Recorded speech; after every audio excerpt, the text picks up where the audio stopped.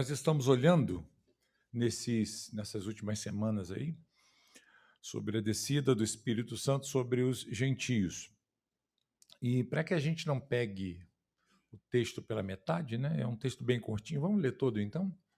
Vamos reler o texto, né? Atos 10, 44. E, e aí depois da leitura, nós passaremos aqui para a análise do texto. Diz assim, então, a palavra do Senhor. Enquanto Pedro falava estas palavras, o Espírito Santo caiu sobre todos que ouviam a mensagem. E os fiéis que eram da circuncisão, que tinham vindo com Pedro, admiraram-se, porque também sobre os gentios foi derramado o dom do Espírito Santo. Pois eles os ouviam falando em línguas e engrandecendo a Deus. Então Pedro disse: será que alguém poderia recusar a água e impedir que sejam batizados estes que, assim como nós, receberam o Espírito Santo? E ordenou que fossem batizados em nome de Jesus Cristo. Então lhe pediram que permanecesse com eles por alguns dias. Então tá aí, queridos, é o nosso texto, e nós já temos visto aí com os irmãos os versículos iniciais dessa perícope que nós acabamos de ler aqui, e hoje nós temos como objetivo olhar para os dois versos finais aí, o verso 47 e 48, que fala da a pergunta que Pedro faz, é uma pergunta retórica, né? Que Pedro está fazendo aqui acerca do que aconteceu com ele. Então, finalzinho do verso 46, a segunda parte do verso 46, já para inaugurar o versículo seguinte, nos diz assim: então Pedro disse, e aí os versos 47 e 48 vai expressar isso. Será que alguém poderia recusar a água? E aqui é uma referência ao batismo, né, irmãos? O batismo nas águas. E impedir que sejam batizados estes. Quem são estes? Os gentios, né, que estavam ali na casa de Cornélio, juntamente com Cornélio, que também era um gentio, que receberam ali a regeneração, foram cheios do Espírito Santo. Nós já vimos aqui o que aconteceu, né? Falaram em línguas, glorificaram a Deus, e isso trouxe a admiração dos judeus que estavam acompanhando Pedro, porque eles não esperavam isso. Eles achavam que o dom ou a promessa do Espírito Santo era só para eles. Aquilo que Joel havia profetizado, né? E sobre o que Pedro também discursou lá em Pentecostes, em Jerusalém, dizendo que aquilo que estava acontecendo era a promessa que Deus havia feito para o seu povo, e para eles e para os seus filhos. Só que agora os judeus estão vendo uma nova dimensão dessa promessa aqui feita, ou daquele texto que Pedro ele elucidou lá no capítulo 2, se ampliando também para os gentios. E é por isso que eles ficam maravilhados, porque não havia nenhuma promessa na cabeça deles, olhando assim o texto, de que os gentios também seriam inseridos no mesmo contexto. Desfrutariam das mesmas bênçãos. Isso foi o que a gente viu na semana anterior, né? E Pedro, então, toma a palavra diante dessa admiração das pessoas, e ele se volta aqui justamente para esse grupo de judeus. Ele não está falando aqui, pelo menos no versículo 47, ele não está falando aqui diretamente para os gentios. Ele está se voltando aqui para os judeus que estão admirados. O que é isso? Né? Como é que pode uma coisa dessa acontecer também com eles? Eles também receberam o mesmo que nós? E aí Pedro, então, ele toma a palavra e ele se dirige, então, a esses judeus que vinham acompanhando ele e diz: será que alguém aqui vai impedi-los de receberem o batismo, uma vez que eles também foram batizados com o Espírito Santo como nós, receberam o mesmo dom, receberam a mesma bênção do que nós?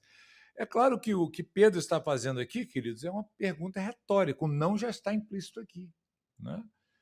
É exato, é claro isso aqui, que Pedro não tem aqui a intenção de fazer uma enquete, uma pergunta ou uma consulta, né? No sentido de que, olha, será que vocês aprovam que esses irmãos agora sejam batizados? Será que há algum impedimento? Não é isso. Pedro não está ali querendo saber a opinião deles. Ele simplesmente está mostrando, ele está usando através desse artifício retórico, mostrando para aquele grupo de judeus que o que havia acontecido aos gentios foi exatamente o mesmo que aconteceu a eles lá atrás. E havia acontecido também aos samaritanos. Ora, se Deus havia concedido a entrada dos gentios dentro dessa comunidade da aliança, quem é o homem que irá se levantar e dizer: não, nós não aceitamos, não pode entrar? Então, não é esse o sentido. O que Pedro está usando aqui é um artifício para mostrar para eles que, olha, os gentios também fazem parte desta mesma graça, dessa mesma bênção que nós desfrutamos. Então, eles receberam o Espírito Santo, e aí no verso 48, a gente vê aqui, talvez uma referência de Pedro também se dirigindo não só aos judeus, mas também aos gentios, dizendo que eles deveriam ser o quê? Batizados em nome de Jesus Cristo. Então, queridos, o que está acontecendo aqui é exatamente essa inserção de gentios dentro da igreja, da comunidade cristã. E isso se deu não pelo batismo nas águas, é o que nós veremos aqui hoje, mas isso se deu pelo derramar do Espírito Santo sobre eles, que evidenciou a regeneração naqueles corações, né? O batismo posterior nas águas foi simplesmente uma consequência em obediência ao que já havia acontecido. O sinal maior era o quê? Era a própria manifestação do Espírito Santo entre eles. E isso se deu no falar em línguas, né? No glorificar a Deus, como eles fizeram ali, né? E Pedro, então, está dizendo, será que nós deveríamos recusá-los? Porque, assim, dentro dessa comunidade judaica, para que você pudesse ser inserido dentro desse contexto, no âmbito judaico, o que era preciso fazer? Se alguém quisesse se tornar judeu, precisava fazer o quê, gente? Circuncidar, se tornar um prosélito, né? E começar a frequentar a sinagoga, a guardar os ensinamentos, a obedecer os ensinamentos e participar do ritual da circuncisão e ser inserido dentro dessas cerimônias aí no contexto judaico. E, assim, na igreja, seria necessário também passar por tudo isso? Não, né? É uma realidade completamente diferente. E Pedro está querendo mostrar que esse ritual que era muito comum entre os cristãos, que era o batismo e até hoje ele não é exatamente necessário em si para se provar que alguém é um cristão de verdade ou uma pessoa regenerada. Na verdade, nós veremos aqui o que o batismo significa. Ele é uma consequência de algo que já aconteceu anteriormente na vida do cristão, né, daquele que foi salvo. Eu vi que o Marcos levantou a mão, queria falar sobre o caso?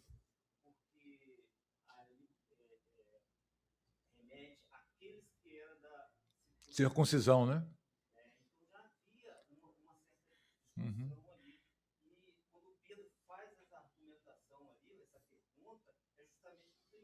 É.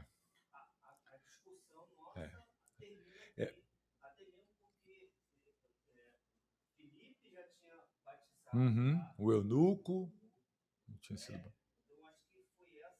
Uhum. Provavelmente, né?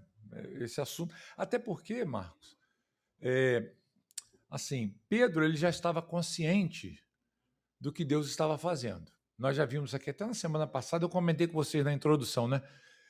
Pedro disse: olha, eu reconheço que Deus não faz acepção. Então acabou. O problema ali, para Pedro, já estava resolvido. Mas, como o Marcos falou, será que para os outros judeus estava resolvido? Não, né? Eles não tiveram a visão que Pedro teve. Eles estavam preocupados. Espera aí, a gente está indo para a casa de gentios. Como é que vai ser isso? Será que isso é correto ou não? Mas quando eles veem Deus derramando o Espírito sobre eles, né?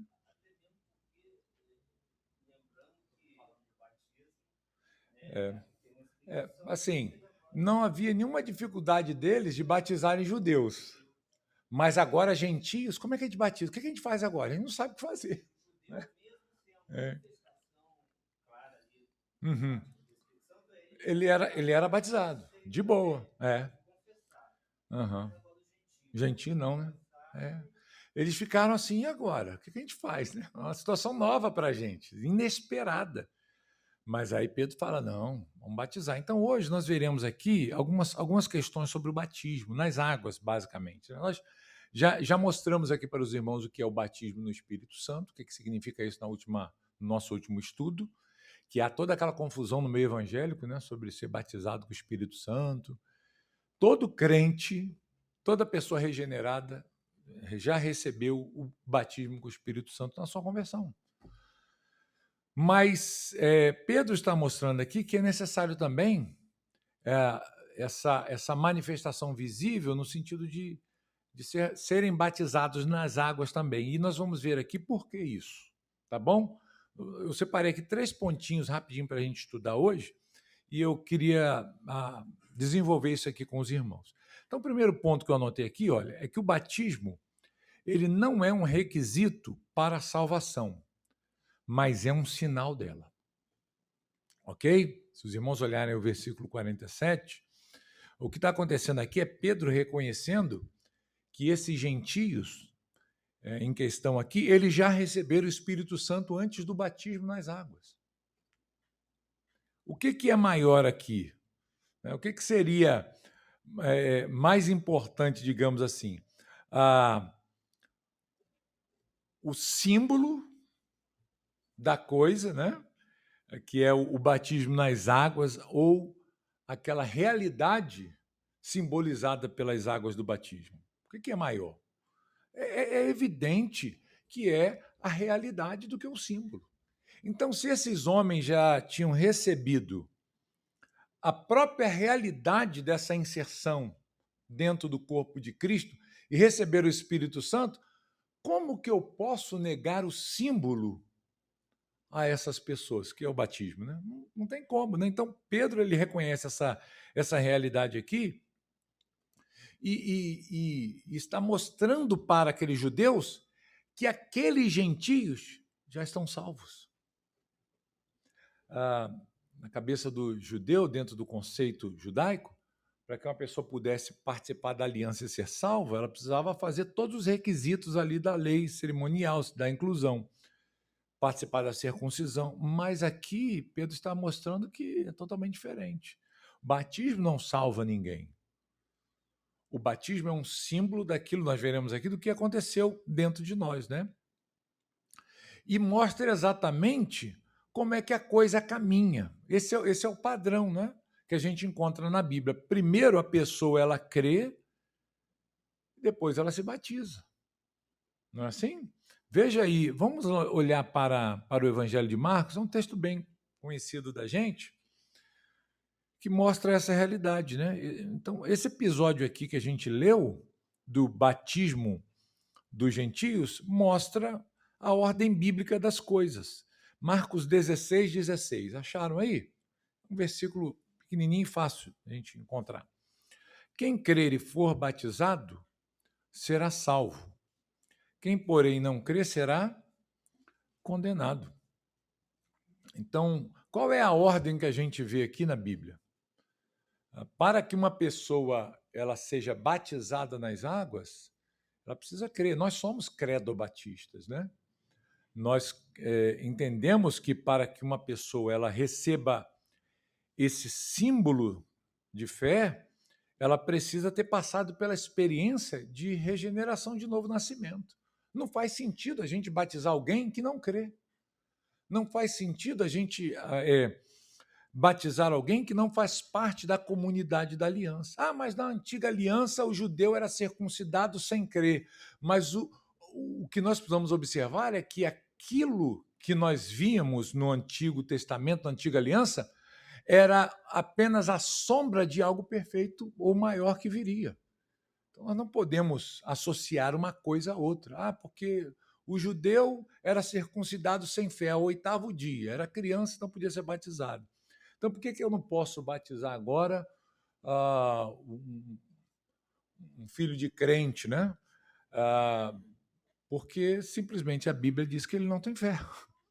Nós precisamos confessar primeiro, né? Nós precisamos expressar a manifestação pública de fé, da crença em Deus, para depois, então, comunicarmos essa realidade através do ato do batismo. Se os irmãos olharem Efésios, aí também é um texto bem conhecido, né? Mostra que não é batismo que salva. Alguns que pensam que as águas do batismo regeneram ou que o batismo tem algum caráter regenerador. E não existe isso, irmãos. Nós já estudamos aqui sobre batismo, né? Quando nós olhamos a nossa confissão, nós vimos isso já. Veja Efésios 2, versos 8 e 9. Um dos versos mais conhecidos aí da gente, né? Acharam? Porque pela graça, o quê? Vocês são salvos mediante a fé, e isso não vem de vós, é dom de Deus. É algo que Deus concede, né? Não de obras para que ninguém se glorie. Então, nós somos salvos pelo batismo, amém? Olha lá, hein? Somos salvos por aquilo que nós fazemos de bom. Não. Qual é aqui o elemento que está presente aqui dentro do texto? É a graça. É a graça de Deus. O instrumento pelo qual nós nos apropriamos dessa graça é a fé. Mas nós somos salvos pela graça de Deus. Pergunto, quando o Espírito Santo veio sobre os gentios, isso foi dado a eles pelo esforço humano? Não, né? Nós já vimos isso. Eles não estavam buscando, eles nem sabiam que existia Espírito Santo. Eles estavam ali para ouvir uma mensagem. Como às vezes você convida, né, os seus amigos num culto do lar, fala, vizinho, hoje vai ter um culto aqui em casa, eu gostaria que você fosse lá, participasse com a gente. Você poderia ir? Sim. Aí se ele ficar na dúvida, você fala, vai ter bolo de cenoura com chocolate, né? E depois nós vamos tomar uma Coca-Cola no final, vai ser legal. Vou lá. Tá? Então, Cornélio chamou seus amigos, seus conhecidos, e aquelas pessoas estavam lá ouvindo. De repente, o que aconteceu no coração deles? O coração foi regenerado. E Deus derramou sobre eles o Espírito Santo, sem eles nem ao menos imaginarem, né, que existia essa possibilidade de serem cheios dessa plenitude aí do Espírito Santo. Isso nos mostra o quê, queridos? Que Deus é um Deus que salva graciosamente e soberanamente. Então, Paulo, escrevendo aqui aos Efésios, vai nos mostrar isso, né? Que isto não vem de vocês, não vem de vós, mas é um dom. O que é o dom aqui? Um presente, né, que Deus concede, né? É algo que é dado pelo próprio Deus. Não vem de obras para que ninguém se glorie. Então, não é o batismo que salva, gente. O que salva é o Senhor que, movendo a sua graça sobre nós e a fé plantada em nossos corações que nos faz nos apropriarmos dessa graça, e aí nós somos regenerados, tá? Então, nós não podemos olhar para o batismo como um meio de regeneração. O batismo é um testemunho público daquilo que aconteceu dentro de nós, daquilo que Deus já operou em nossas vidas. Ok, gente? Então, ele deve ser visto como um ato de obediência e testemunho, né? Não como um meio de alguém ser salvo. O conceito católico é muito isso, né? Se você não for batizado, você nem tem chance de ser salvo. Tem muitas religiões também, ou muitos grupos evangélicos hoje em dia que pensam assim também. Se não recebeu o batismo, você não está salvo. Então, aqueles que creem em Cristo devem buscar o batismo não para a salvação, mas como reconhecimento visível da sua fé. Um outro ponto que eu separei para a gente olhar aqui, gente, já se referindo ao versículo 48, deu para entender esse primeiro ponto? É fácil, né? A gente já estudou bastante sobre esse ponto aqui. Então, ficou alguma dúvida? Alguém quer falar mais alguma coisa? Não, né? Então, o segundo ponto aqui é que o batismo é um mandamento, ok? Você que gosta de anotar aí os pontos do estudo, o batismo é um mandamento, não é uma opção. Veja aí que Pedro, ele ordena que fossem batizados aqueles gentios em nome de Jesus Cristo. Então, esse verbo aí, ordenar, ele mostra que o batismo não é apenas uma sugestão. Porque senão Pedro poderia falar o seguinte: olha, eu não esperava por isso, estou surpreso, né? Todos nós aqui estamos surpresos, estamos boquiabertos com o que aconteceu, mas foi legal isso. Vocês receberam o Espírito Santo, receberam o dom de Deus, falam em línguas, maravilha. Agora, eu tenho uma sugestão para vocês. Que tal, uma vez que vocês receberam o mesmo dom que nós, eu acho que seria bom vocês receberem o batismo também. O que vocês acham? Vocês têm interesse em serem batizados? É isso que Pedro está fazendo aqui? Não, né, irmãos? O que ele está dando aqui é uma ordem, expressamente, né? Por quê? Porque Jesus mandou, gente. E não dá para a gente negociar com aquilo que Jesus nos ordenou. Jesus mandou a gente ir pelo mundo. Ele não falou isso para os discípulos? Vão pelo mundo, pelas nações, façam discípulos das nações, batizando-os em nome do Pai, do Filho e do Espírito Santo. Então, poderia Pedro agora chegar e falar assim: tem uma sugestão melhor. Jesus falou isso, mas já que vocês já estão um passo à frente, né? Vocês subiram de nível, entraram já num nível mais, né? Então, não precisa batizar. Para que batizar? Vocês já têm o Espírito Santo. Vocês já foram batizados com o Espírito Santo. Fala, tem língua já, olha aí. Para que receber o batismo? Queridos, não importa. O que Pedro tem em mente aqui é a obediência àquilo que Jesus havia ordenado a eles. Ele entendia que era necessário que a fé que estava no coração daqueles homens ali, claramente sendo vista através do louvor, da adoração deles, dessa conversão, fosse autenticada publicamente, mostrando para, não só para aqueles judeus que estavam ali, mas para toda a sociedade, né? Que eles agora fazem parte do corpo de Cristo. E é isso que o batismo faz, não é? O batismo não lava pecados. O batismo, ele não salva, como nós já falamos aqui, mas o batismo, ele é um ato público de fé que tem como objetivo aqui de mostrar que em nós aconteceu algo diferente. Nós fomos transformados. E nós nos associamos a um corpo agora chamado igreja. Nós fazemos parte dessa comunidade. Então, nós podemos negligenciar o batismo? Não. Por isso que Pedro, ele faz essa pergunta. Ele poderia ter, meu Deus, passado direto nisso. Tanta coisa para falar. Por que Pedro foi falar logo em batismo nas águas? Não é? Pedro poderia ter entrado em outro tema ali, em outro assunto, mas ele faz questão de evidenciar esse rito batismal que tem como objetivo mostrar a associação do crente à igreja e que é uma ordenança do Senhor. Ele mandou. Então eu não posso agora, por achismo próprio, por achar que agora aqueles gentios estão já tomados pelo dom do Espírito Santo, e eu falar, vamos pular essa parte, não tem tanta necessidade assim. Não tem importância, né? Não, vocês já passaram da fase, né? Então, para que voltar lá atrás e batizar? Porque Jesus falou. Ora. Se ele mandou fazer assim, isso é importante, porque o batismo comunica algo. O batismo comunica algo para a comunidade da fé e o batismo comunica algo para os de fora também. Não é assim? Eu não sei se você já teve essa experiência, né? Eu, como pastor, eu já vi muito isso, né? As pessoas falarem assim, olha, fulano agora batizou, agora, né? Agora ele está no caminho, não pode dar um vacilo, não. Ou então, assim, conheço a pessoa, ela está indo na igreja, mas ela ainda não é batizada. Por quê? Eu acho assim que quando a pessoa ela está seguindo o caminho de Deus, não é assim que as pessoas falam? Ela tem que andar certinha. E depois que batizou, aí não pode mais falhar, não pode mais vacilar. Não é assim que as pessoas falam? geralmente as pessoas usam esse tipo de expressão, né? O que elas querem dizer com isso?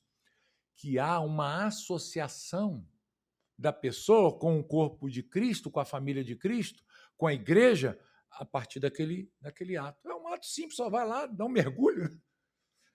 Batizou, saiu da água, o que aconteceu ali demais? Será que a pessoa saiu dali sem pecado da água? Não.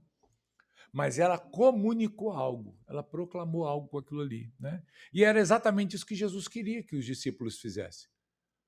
Porque senão ele poderia, se não tivesse valor algum, ele simplesmente falaria o seguinte: olha, vão pelo mundo e façam discípulos das nações. Acabou. Prega o evangelho, anunciem a salvação. Mais nada não, Jesus? Não, mais nada não, só isso aí já está bom. Mas por que ele manda batizar? Porque o batismo tem o propósito de comunicar uma realidade. Ok, queridos? Deu para entender isso aqui? Então, nós, como igreja, nós certamente passamos por esse rito, né, do batismo, e nós devemos ensinar sobre isso, sobre o batismo, e incentivar as pessoas a se associarem com Cristo, com a igreja, nesse sentido também, proclamarem isso. Não dá para a gente deixar como opcional. A pessoa se converteu, foi transformado, tem dado frutos de uma vida transformada, que a gente olha e fala, realmente é um cristão, e de repente a gente ignorar esse ato do batismo para aquela pessoa, achando, não é importante, não tem necessidade. Tem sim. Tanto é que Pedro, é a primeira coisa que Pedro fala. A gente nem espera isso, né? Eu esperava Pedro falar qualquer outra coisa, menos isso. Até os judeus ali esperavam qualquer outra coisa de Pedro, menos falar sobre batismo nas águas. Eles ficam assim, fala, irmão, você quer?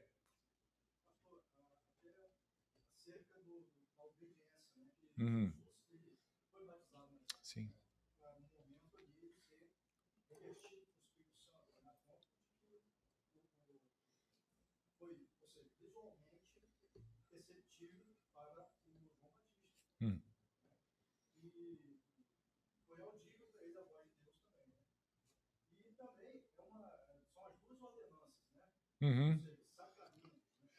Ou sacramentos, ordenanças, né? Dependendo de como se vê. Né? Vários. Acrescentou, né? Batismo e ceia, né? São os dois sacramentos, ordenanças que nós temos. Isso aí. Nós não podemos fugir disso. Né? Seria a mesma coisa que a gente falar assim, então para que fazer a ceia? Eu sou crente, não preciso disso, é só um pão, um vinho. Qual o sentido disso? Não. Tem propósito, isso comunica algo. Ok, gente? Deu para entender essa realidade aqui? Tá facinho hoje, né? E o último ponto que eu queria olhar com os irmãos, e a gente finalizar aqui, é que o batismo é para todos os que creem. O batismo aqui não foi só para judeu, né? Como o Marcos citou aqui no início, os judeus foram batizados, os discípulos de Jesus, os que vieram depois, mais lá na frente os samaritanos, né? Meio judeus, né? Mas o batismo aqui é para todos. Não é só para um grupo especial. E é para todos os que creem.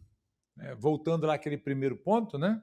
É necessário que a pessoa crê, confessar a Cristo para ser batizado. Então, todos aqui, queridos, foram batizados. Todos falaram em línguas, todos foram cheios do Espírito Santo e todos foram batizados. É importante a gente notar aqui até que, inclusive, Pedro ordena, ele não batiza. Talvez tendo em mente a preocupação, né, de não formar algum grupo partidarismo, né, de achar que ele é mais importante do que os demais ali. Certamente contou com a ajuda ali dos irmãos que vieram lá de Jope, que realizaram o batismo. Aqueles judeus que estavam cheios de escrúpulos, né, judaicos ali, cheios de preconceitos, foram eles que levaram aqueles gentios às águas e batizaram, né? E ministraram, e todos ali saem batizados. E isso é importante, queridos, porque o batismo não é apenas para um grupo especial, ok? O batismo ele deve ser ministrado para todo aquele que crê, independente da sua da sua origem. Então, essa é a realidade, a terceira realidade que a gente vê aqui no final do versículo 48, né? Na segunda parte do versículo 48, ali, todos sendo batizados. Então, irmãos, para a gente concluir aqui, o batismo cristão, ele é uma resposta de obediência, eu separei aqui para a gente finalizar, a obra que Deus já realizou. Tenhamos isso em mente, ok? Ele é uma resposta àquilo que Deus já fez aqui dentro. Então, eu respondo através do batismo. Ele não salva, mas ele dá testemunho da salvação. Ok? Compreenderam isso aqui? Uma outra coisa que nós precisamos olhar aqui e ver, resumindo aqui, é que Pedro, ele excluiu completamente aqui todas as barreiras, ou ele não permitiu que novas barreiras surgissem ou fossem levantadas ou permanecessem, barreiras humanas, né? Para impedir aqueles que já tinham chegado à fé em Cristo Jesus, alcançado a fé em Jesus e aceitos por Deus, de ingressarem também dentro da comunidade da fé. Ele procura imediatamente quebrar essas barreiras, porque nós vamos ver um pouco mais à frente, lá no capítulo 15, que surge uma discussão dos judaizantes sobre a circuncisão. Então, essa preocupação de Pedro aqui, ela tem fundamento. Não é uma bobagem que Pedro está pensando. Ele sabe, ele conhece a mente do judeu. E ele sabe que as barreiras humanas são facilmente levantadas. E vão continuar sendo erguidas lá. E até o primeiro concílio derrubar isso aí. Mas ele não permite que essas barreiras aí pudessem impedir aqueles que já foram aceitos pelo Senhor a participarem da igreja de Deus, né? E ele incentiva a esses novos crentes, gentios, a serem batizados. Olha, ele vai lá e dá uma ordem, batiza eles. Não tem opção, não, batizou. E é claro que não havia nenhuma objeção dos gentios, né? Principalmente eles, já eram descriminalizados, né, pelos judeus, mas agora falando, não, vocês devem receber o batismo, vamos embora, é agora.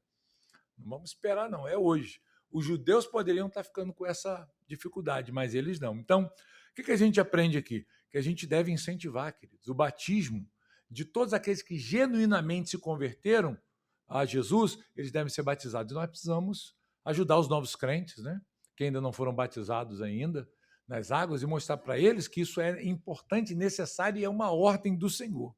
Ok? Oi, pode falar.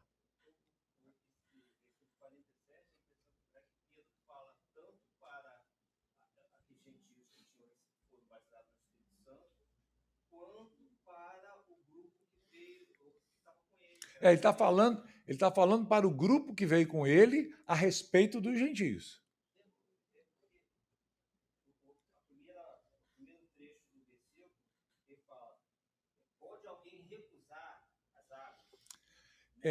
Mas entendi.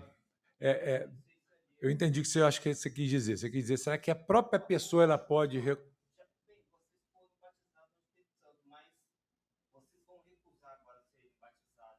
Entendi o que você quis colocar. Mas não é isso. Ele está se referindo. Ele está se referindo aos judeus mesmo. A forma como é construído aqui o texto, entendeu? Aí ele está se voltando exatamente não para os gentios, porque os gentios estão ali falando em línguas até, né? Tá feliz da vida. O que é? Batismo agora? Vamos embora. Né? Podia estar frio como for. Vamos batizar agora. Né? Pode encher a piscina aí e vamos batizar. Mas ele está falando com judeus. Será que tem alguém dentre vocês que vai proibir? Acha que eles não devem ser batizados? Né? Talvez alguém tenha uma versão diferente aí, gente. De repente, deixa eu ver se eu acho aqui uma versão diferente aqui no meu. Deixa eu abrir aqui. Olha só, a NTLH acho que transmite um pouco essa ideia, né? Estas pessoas receberam o Espírito Santo como nós também recebemos, tá? Se referindo falando de alguém para o grupo de judeus, né? Será que alguém vai proibir que eles sejam batizados com água? Acho que transmite bem a ideia do que Marcos colocou aqui, né? Pedro está se voltando de fato para para os judeus ali. Ele conhecia a turma dele, né? A turma dele era difícil, né? Levantou a mão, alguém quer falar? Não, né? A NVI, como é que está a NVI? Então ordenou que fossem batizados em nome de Jesus Cristo. Depois pediram a Pedro que ficasse... Não, o versículo anterior, 47. Voltam aí. Esse é o 48, né? Pode alguém negar a água impedindo que estes sejam batizados? Eles receberam o Espírito Santo como nós. Então, é porque certamente havia resistência dos judeus ali. Não, peraí, que história é essa? Não dá. É claro que eles já estavam convencidos aqui. Depois de ver o Espírito sendo derramado para eles, ficaram admirados. Ele falou, não tem como negar. Por isso que Pedro fala assim, será que tem alguém aqui querendo proibir eles serem batizados? Será que alguém aqui é contra a inserção deles na congregação? É igual a gente faz aqui quando a gente recebe membro, né? A gente apresenta o membro aqui para a igreja, congregação, e a gente fala, irmãos, alguém tem algo contra o recebimento do irmão, né? E alguém pode falar assim, eu não quero. De repente eu sei algo de uma situação aí que desabona aí o irmão, né? A pessoa entrar no meio da igreja. Mas é exatamente isso que Pedro está fazendo. Pedro ele está se voltando para os judeus e falando, será que tem alguém aí que vai proibi-los de receber o batismo? A ideia aqui, na verdade, é simplesmente usar um recurso. Não é que Pedro também está desafiando aqueles irmãos judeus. Quem está fazendo isso? Ele só está trabalhando de forma retórica para mostrar que não há barreira alguma para os gentios no meio deles. Tanto é, queridos, que o que acontece aí no versículo... Bota aí para mim de novo, Felipe, o versículo seguinte, que é o 48, né? Diz, eles ordenam que eles sejam batizados, e ao finalzinho diz o quê? Então pediram que permanecesse com eles por alguns dias. Esse grupo que foi com Pedro fica na casa de Cornélio, fica lá em Cesareia, com ele sem nenhuma dificuldade. A prova que já não havia resistência alguma é que esses judeus, juntamente com Pedro, não se manifestaram em dizer, olha, não, nós, se você quiser, Pedro, batiza aí, fica com eles, mas estamos juntando nossas coisas agora mesmo, estamos voltando lá para Jope, porque nós não concordamos com isso. Eles ficam.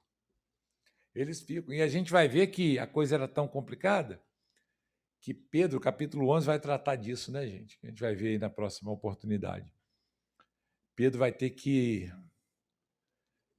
se justificar, né? Diante da igreja lá de Jerusalém, porque o pessoal, quando Pedro chega, a primeira coisa que eles perguntam para Pedro, ou perguntam não, que eles falam com Pedro é essa: ficamos sabendo que você entrou na casa de gentio, comeu com eles, e que história é essa? Aí Pedro, calma aí nós veremos isso na próxima semana. Ok, gente? Ficou alguma dúvida aí desse ponto? Deu para entender, né? Simplesinho, né? Hoje foi muito fácil aqui o nosso estudo. Espero que os irmãos tenham compreendido isso aí. E aí, fechamos aqui esse ponto que mostra a inserção dos gentios dentro da igreja. Agora, queridos, para frente, a gente vai ver muitos gentios sendo convertidos. A igreja vai se espalhar pelo mundo afora. Vai vir Paulo aí, né? Com Barnabé, depois vai entrar Silas na história, vão começar as viagens missionárias para lá, e a palavra de Deus vai se espalhar pelo mundo afora, não vai existir oposição nenhuma a isso. O único problema que vai surgir é de alguns judeus que vão insistir lá no capítulo 15, esse assunto vai ser tratado, de circuncisão. Olha, para ser crente em Jesus, tudo bem, creia em Jesus, mas também tem que circuncidar. Tem que guardar a lei. E aí a igreja vai se reunir e vai dizer, não, nada disso. Nós somos salvos pela fé em Jesus Cristo. É a graça de Deus que nos salva por meio da fé. E está encerrado o assunto. Ok, gente? Então vamos orar? E aí nós vamos encerrar o nosso estudo de hoje. Na quarta-feira que vem, se Deus nos permitir, nós entraremos no capítulo 11 aí estudando. Oremos.